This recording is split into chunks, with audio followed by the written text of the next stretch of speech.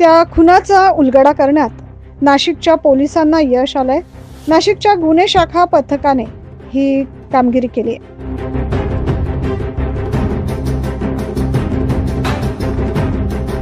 नेमका कोणत्या खुनाचा उलगडा झालाय जाणून घेऊया। घरात झोपलेल्या तरुणाची धारदार शस्त्राने हत्या केल्याची घटना मागील आठवड्यात घडली। शहरातील पंचशील नगर गंजमाळ येथे ही घटना घडली। यामध्ये पांडू शिंगाडे या तरुणाचा जागीच मृत्यू झाला। या प्रकरणी भद्रकाली पोलीस ठाण्यात गुन्हा दाखल करण्यात आला होता। यातील संशयितांचा शोध सुरू असताना शनिवारी गुन्हे शाखा पथकाला यातील संशयित सातपूर परिसरात असल्याची गोपनीय माहिती मिळाली। मिळालेल्या माहितीनुसार गुन्हे शाखा पथकाने सातपूर परिसरात सापळा रचला आणि दोघा संशयितांना यांच्यासोबत एक विधी संघर्षित बालकाला ताब्यात घेतले। कैलास गायकवाड, ऋतिक गायकवाड असं ताब्यात घेतलेल्या संशयित इस्मांची नावं आहेत। पोलिसांनी त्यांची कसून चौकशी केली असता जुन्या वादातून त्याची हत्या केल्याची कबुली या दोघांनी दिली।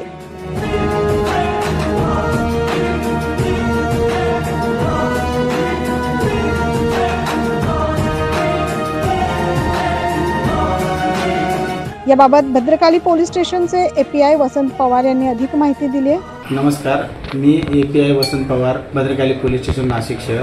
आमच्या पोलीस ठाणे हद्दीमध्ये दिनांक 5/7/2024 रोजी इसम नामे पांडुरंग उर्फ पांड्या शिंगाडे याचा पंचशील नगर या ठिकाणी खून झाला होता।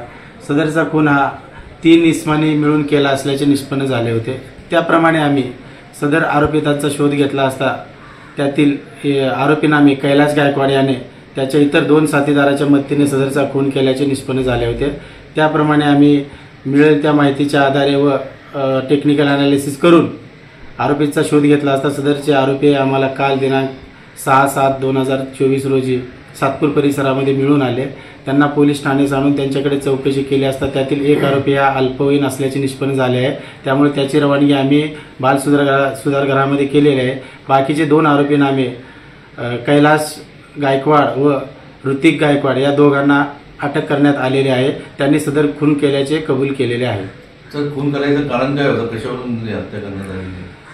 हत्येचं कारण म्हणजे यातील जो मयत आहे तो आणि हे जे आरोपी आहेत हे सगळे पूर्वी एकमेकाचे मित्रच आहेत, एकाच परिसरात राहणारे आहेत। परंतु जो मयत आहे तो थोडा त्यांच्यापेक्षा वयाने मोठा असल्यामुळे यांच्यावर दादागिरी करायचा, नशा वगैरे केल्यानंतर दारू पिल्यानंतर यांना मारहाण करायचा नेहमी। त्यामुळे यांचा त्याच्यावर राग होता आणि त्याच रागाच्या भरात त्याने त्या दिवशी त्याचा झोपलेल्या परिस्थितीत खून केला। तर ज्या दिवशी हत्येची घटना झाली त्या दिवशी त्याचा मोठा भाऊ झोपलेला होता। त्याचा मोठा भाऊ शेजारी झोपलेला होता। त्याच वेळेला त्याने मागील खिडकीमध्ये दरवाजा नाही त्या खिडकीतून येऊन त्याला मारून म्हणजे कोयत्याने वार करून मारलेला आहे। भाऊ त्याच्या शेजारीच होता। भावाला त्यांनी काही मारहाण केलेली नाही। विधी संघर्षित बालकास बाल सुधार गृहात दाखल करण्यात आले असून इतर दोघांना पुढील कारवाईसाठी भद्रकाली पोलीस ठाण्यात दाखल करण्यात आले। सदरची कामगिरी नाशिक शहर पोलीस आयुक्त संदीप कर्णिक, परिमंडळ 1 चे पोलीस उपायुक्त किरण कुमार चव्हाण यांच्या मार्गदर्शनाखाली गुन्हे शाखा पथकाने केली आहे। 9 न्यूज महाराष्ट्रासाठी प्रतिनिधी इसाक पुरे।